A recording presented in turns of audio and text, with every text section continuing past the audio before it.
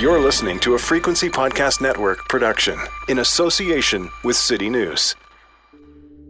As the war in Ukraine neared its 100th day, Ukrainian President Volodymyr Zelenskyy told the world that Russian forces now control 1/5 of his country's territory. For an unprovoked invasion to conquer 1/5 of a country, especially given what we've learned about how Russian troops have acted while occupying that territory, is sad and it's disturbing. It is also worth considering, though, that nearly 100 days after the war began, 1/5 is about 4/5 less of Ukraine than many people assumed Russia would control. Nothing about this war has been certain. That remains as true today as it was in February. At some point, though, somehow, this war will end. With a deal, with the capture of a capital, with Putin's soldiers slinking home, tails between their legs, or, more likely, with a long, slow attrition on the front lines that eventually becomes a stalemate. At this point, it's impossible to tell which of these scenarios will play out. But today we'll examine what's happening on the ground now that some of the world's attention has moved on, what the implications are for summer and fall, and eventually, how this conflict might finally close. I'm Jordan Heath Rawlings. This is The Big Story. Balkan Devlen is a senior fellow at the McDonald Laurier Institute. He is a Superforecaster for Good Judgment Incorporated. We invite him on to discuss foreign policy because he looks both forward and backward. Hey, Balkan. Hello. Why don't we start with the opposite of forecasting? How many people predicted in February, when the war in Ukraine began, that it would still be ongoing and still hard-fought in June? I think that's a very good question. First, a lot of people, of course, missed that the war, was going to happen. But when it started, I think it led to two different ways of thinking. One, which you saw also among the people who were not actually expecting a war, saying that, this will be over soon, the Russians will be able to roll through, Ukraine won't be able to resist. And the others, who were also sort of on the other side and expecting a war, and this is, some, Western, analysts, but also a lot of people in Eastern Europe, in Poland and the Baltics, who know the situation on the ground, and who have been working with Ukrainians and the Ukrainian army and others closely, arguing that no, this will not be over quickly. But the majority, I would say, when the war initially started, especially in the first few days, were thinking that this would be over soon. Some sort of a settlement or a change of government in Kiev, and that the blitzkrieg that Putin tried to sort of execute, going all the way to Kiev, would succeed. Of course, after 3 days, that became quite obvious that that's not going to work, and that's not how it is. And the Ukrainians are putting up a very brave and courageous fight, and then people started looking a different way. What was the most optimistic prediction in terms of how Ukraine's military would fare against Russia's? And did most people not understand Ukraine's military, or and I'm trying to think of a more official term than like their will to fight or their heart, but it sure seems like they've been underestimated this entire time. Exactly, and I think morale is an extremely important component of modern warfare. I mean, people tend to focus on the shiny objects and, the latest weaponry and so on and so forth.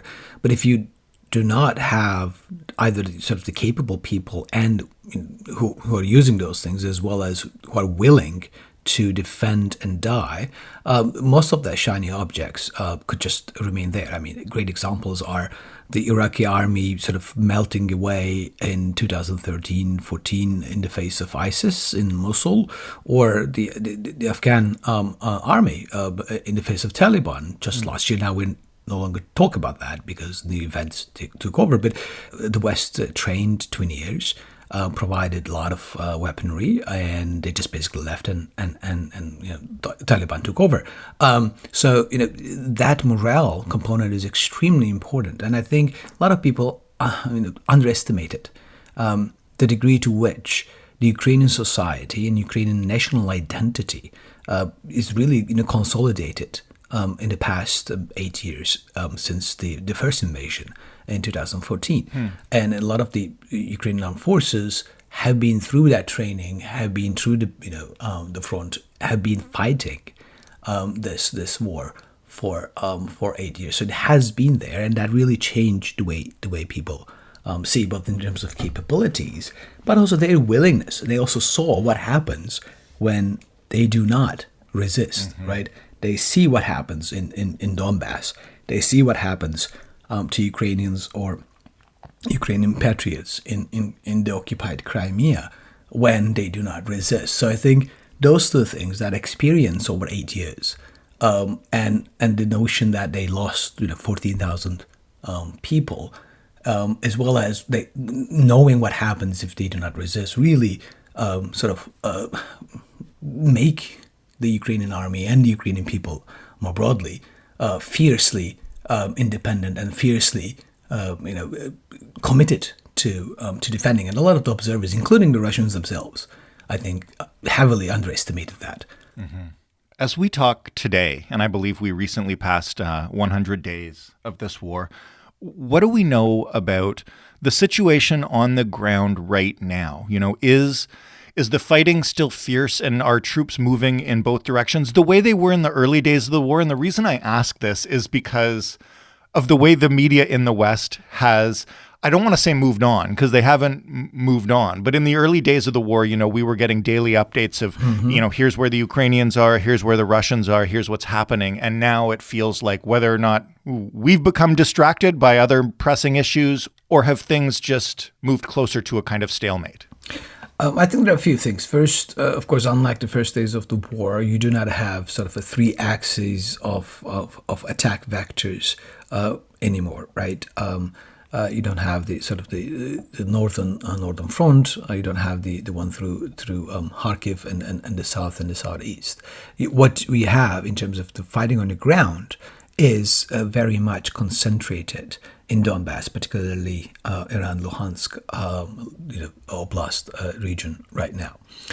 So you essentially have a single sort of a front where the Russian forces are being concentrated and therefore sort of trying to encircle key cities and encircle Ukrainian forces, either to capture them or force them to retreat. So there is a lot more concentrated fighting. The fighting is very fierce, and Ukrainians are also unfortunately losing a lot of people. Zelenskyy himself said that they are losing about 50 to 100 people a day, soldiers a day. The Russians are experiencing losses, as far as I can see, not at the rate that they did initially, and they adapted, they changed, and they're fighting in a sort of a better positions. They have shorter supply lines. They managed to dig in. They're fighting, with their backs to their own proxies in the region, etc., etc. But the fighting is extremely fierce still, partly because the military situation right now is such that the outcome of this fierce fighting will probably determine where will be the battle lines going into the fall. So, Russians try to push a mile or two ahead every day. Ukrainians are trying to push back and trying to make decisions when they need to focus their forces right now. So right. I think the situation on the ground is as fierce as before. We're just not paying attention to it because it's a smaller front. It is more concentrated in the southeast. When you and others try to look ahead to how this war might end, and when, I guess, what kinds of factors are in play, and what influences that kind of prediction? A few things. I mean, I can talk about myself, how I can when I look at this. Sure. I tend to look at it a number of factors. One, what are the material facts on the ground?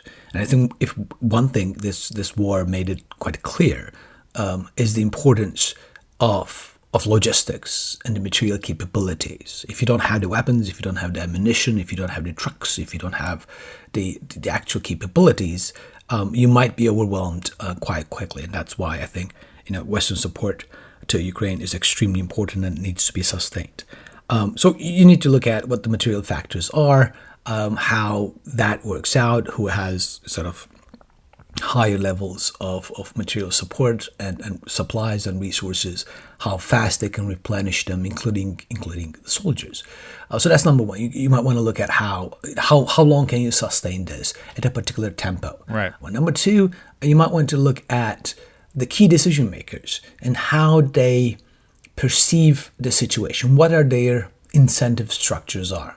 We all operate in certain incentives. We reply and we react to different incentive structures. That's how we work. And you need to look at what those incentives are for decision makers such as Putin and Zelenskyy and Macron and Scholz and Biden and others. How they assess the situation vis-a-vis their perceived interests. And that has a lot to do with how they process information. So I try to understand what kind of information, for example, Putin is getting, how he ranks different outcomes, say outright victory, defeat, a compromise solution, a stalemate, and try to reason from there. It's important to understand that when you think about rationality, you want to think about rationality in terms of means and ends, right? And in order to understand that, you need to be able to understand what the ends are and how different actors rank those different ends.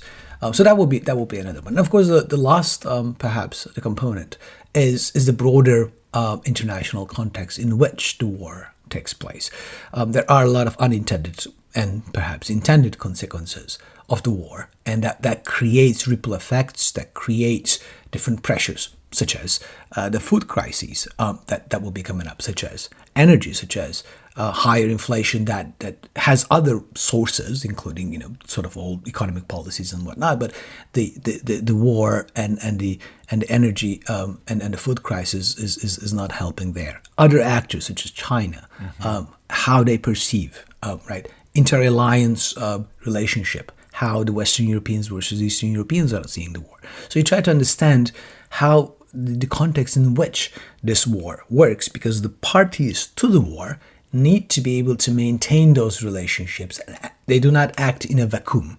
They act within the particular context of economic and political relations with others. So I tend to look at those things, look at what the material structures on the ground, what is possible and what is not possible to do, what the incentives are for the key decision makers, how they think about this war, how they think about their own interests. It doesn't matter what we attribute to them, what their interests are. It matters how they see their own interests, as well as what is the international context and how that shifts and changes as the war goes on. How much of that gets thrown into chaos by the sheer irrationality of Vladimir Putin? I don't think he is irrational. I mean, I think that is it is important to understand, like going back to my comment about rationality as connecting means and ends. We're not necessarily talking about whether those ends make sense from our own value system or what we think it is important and what we see as Russian state interests are. If you look at through that particular perspective, I think it is important to understand that Putin is a rational actor. He has a very distorted view of the world. His information is probably quite distorted. He's not really getting the true nature of the situation. It was very clear initially that he wanted to do that blitzkrieg, and he thought he could just drop in paratroopers and he can take over Kiev, and the Ukrainians will welcome the Russian forces as liberators. So that suggests a very bigoted and racist and a very distorted view of Ukraine and Ukrainian identity and Ukrainians broadly. But if that's your assumption, if that's your worldview, you can connect it to particular means to achieve your end. You can say that, they will lay their arms. It's going to be a walk in the park. We don't have to. We can even send the National Guard, because what we will really rely on is crowd control. Ukrainian army will melt away. We will go through, and if you want to do that, you can try to do that blitzkrieg. Right. So it doesn't make him irrational. because he has bad information, because he has a distorted worldview, or the fact that he prefers different outcomes than what we would consider to be good outcomes. If you prefer to have a long-lasting stalemate and conflict over compromise, you will try to maintain that rather than reach a compromise. That doesn't make you irrational. That just makes you different preferences over different outcomes. I see. And just one last point here. I think it is also important to understand that it is also a tactic by the Kremlin to present, particularly when it comes to nuclear saber rattling, for example, to present Kremlin as if they are ready to take all sorts of risky behavior, which doesn't actually reflect the on-the-ground realities and how they actually act. Rhetoric is not necessarily the same as reality. Look at the ground, right? They tried to have a three-axis attack. They tried to take Kiev. It didn't work. They changed tactics. They changed war aims, immediate war aims, and switched to securing the Donbass region and gave up the idea of Kiev and going through all the way and so on and so forth. So he can adapt and he can change depending on the circumstances. He's not irrational. His ends are not our ends, and we might not make sense of them, but he's trying to connect those ends to the means, and he learns.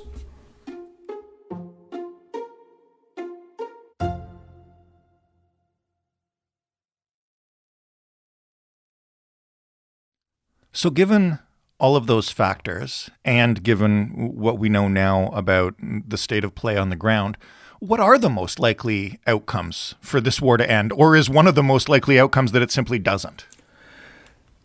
Historically speaking, if you look at it, these type of wars, you do have a sort of a barbell system in a way that either they end very quickly with the sort of victory of one side, or it goes on. Since it didn't end in 3 days that the Russians hoped to take over, this war is going to be with us for a while. Now, the intensity of it will ebb and flow and will change. There is nothing on the ground today that suggests that there is any potential for a negotiated settlement now. Ukrainians are rightfully pushing back and trying to push back the invading forces as much as possible, and they are on a political level they are winning, but they are also trying to win on the ground.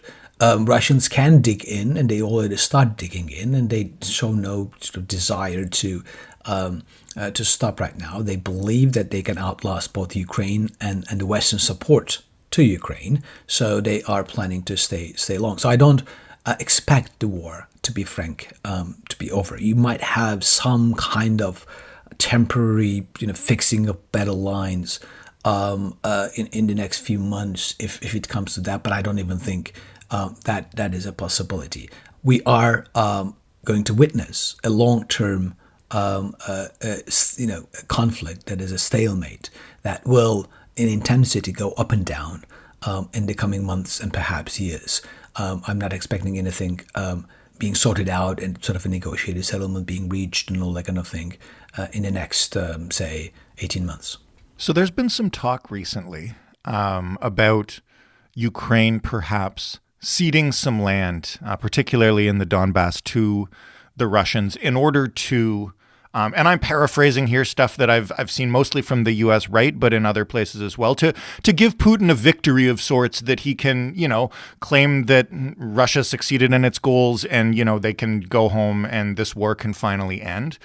What's the likelihood of that? And also, like, when we talk about, moving forces like that across a map, what does that mean to the Ukrainians on the ground there? Exactly. I mean, it is not, this is not a game of Risk where you move pieces. We know what it means to cede that land now, right? It means Bucha. It means, people's hands being tied in their back and shot in the head in front of their homes. Women and kids as young as 5 being raped. people being forced into filtration camps and basically deported or kidnapped to Russia. Right. They adopted a number of laws, including adoption of kids, Ukrainian kids, in a much more simplified and fast manner as they kidnapped them and sent them to camps and resettlements in Russia. We see what happened in Mariupol in terms of the destruction of the city. So that's what it means. And Ukrainians are very much aware of that. And that's why they're very much fighting. And it is important to also remember that a lot of the people where supposedly these concessions were supposed to happen or the heaviest fighting is going on are Russian-speaking Ukrainians. And they are the ones who are fighting the fiercest, right? It actually put a lie and this very simplistic narrative about there is this mythical pro-Russian Ukrainian East that will be welcoming Russia. No. Mariupol is largely a Russian-speaking city, which is completely leveled and destroyed. Kharkiv is the same story. So that's what it means, underground. Now, the likelihood of that at this stage is almost nil. Those who argue for it, either in the US, on the right, or sometimes on the left, as well as some European voices, are the same voices that basically were against arming Ukraine before the war and constantly ask for concessions to Putin. So this is their new spiel, saying that. I think there are a bunch of reasons. Some of them are basically your simple sort of ethno-nationalists who do not want to do anything with it. Others are Kremlin shills, and the rest are those who are annoyed with the distraction, as what they see as distraction of the war in Europe, and would like to focus on elsewhere, such as competition with China. So they will be pushing for that, but there is no, I think, mechanism in which today Zelenskyy government or any other Ukrainian government, after seeing Bucha, after seeing Mariupol, after seeing all the massacres and rapes, that they will be willing to trade those territories to Russia for some promise of a settlement, which there is no reason to believe that Putin will keep his word. What about the Ukrainian army itself then? You mentioned a few minutes ago that they were losing perhaps 5,200 people a day. I know they've received a lot of military supplies from other countries, but they were seen as outgunned to start this thing. How long can they hold out despite how courageously they fought? I don't know. I'm not, particularly privy to the Ukrainian, military strength at this stage, and I think they are holding it close to their chest, and I think that's the right decision, to be frank. Fair. But, simple demographics suggests that if this goes sufficiently long, a country of, about 40 million versus a country of, 135 million, the numbers are not necessarily on their side. But this also suggests or assumes that Russia could could bring to bear a larger number of troop influx and other things, and that's not going to easily happen. There are costs to it. There is political cost to declaring mobilization, bringing those new whatever number of troops, training them, equipping them. I'm not sure they will have the means, etc. So the damage that the Russian armed forces sustained, even if sort of the full Ukrainian numbers are not right. They talk about 30,000 dead, about 70,000 wounded. Let's assume 2/3 of those numbers are true.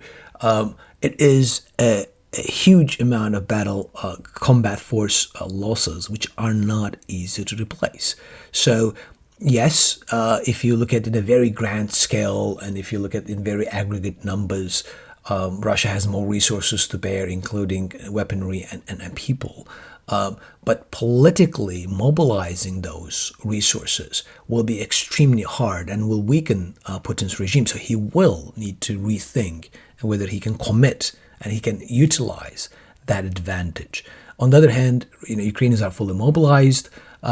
They're training their people. They are being provided with weapons, and they need to be provided more so that it is more on sort of the technological side of the things that bear the burden rather than the individual soldiers. So they can hold out a lot longer than a lot of people assume. And again, because they're fighting for their homes, that also provides a lot of support. Unlike the 18-year-old recruit that has no idea why he's being sent to Ukraine to fight.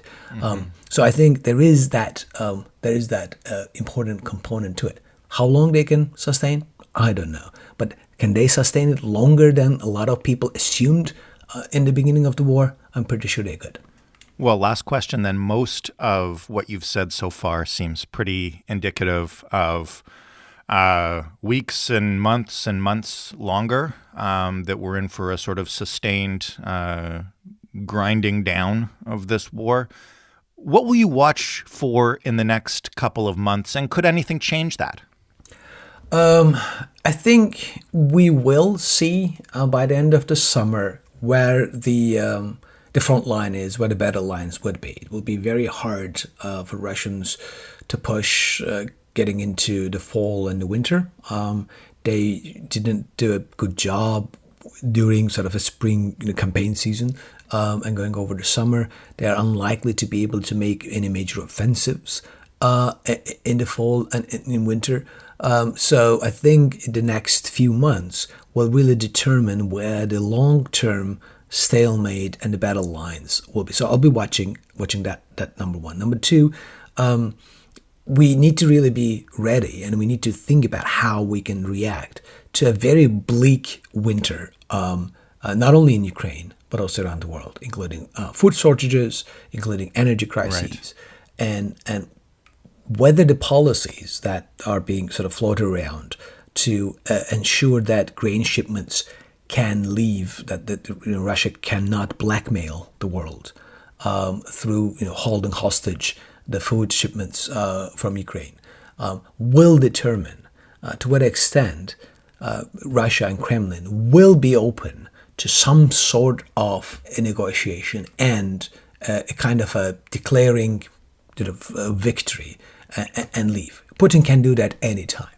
He can declare victory, annex or try to annex the existing places that he controls, and can leave.